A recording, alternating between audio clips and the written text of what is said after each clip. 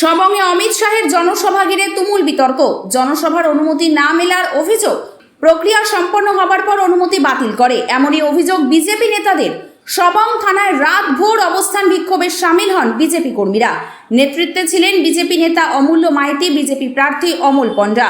প্রশাসনের বিরুদ্ধে পক্ষপাতমূলক আচরণের অভিযোগ তুলছে পদ্ম শিবির। আগামীকাল শেষ নির্বাচনী প্রচার। তার আগে সবংয়ে বিজেপি প্রার্থী অমল পণ্ডার হয়ে জনসভা করবেন স্বরাষ্ট্রমন্ত্রী অমিত শাহ। সেই সভার অনুমতি নিয়েই তৈরি হয়েছে জটিলতা।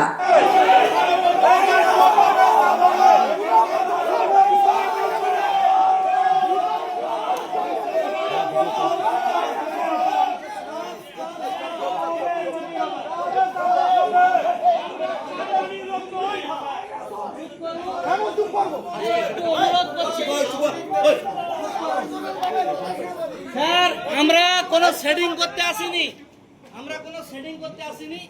আমাদের নেতা আছেন, আমাদের প্রার্থী আছেন, আমরা আছি, প্রকাশ্যে কথা হবে।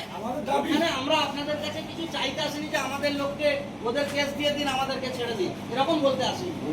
তাই প্রকাশ্যে কথা হবে, যা হবে প্রকাশ্যে।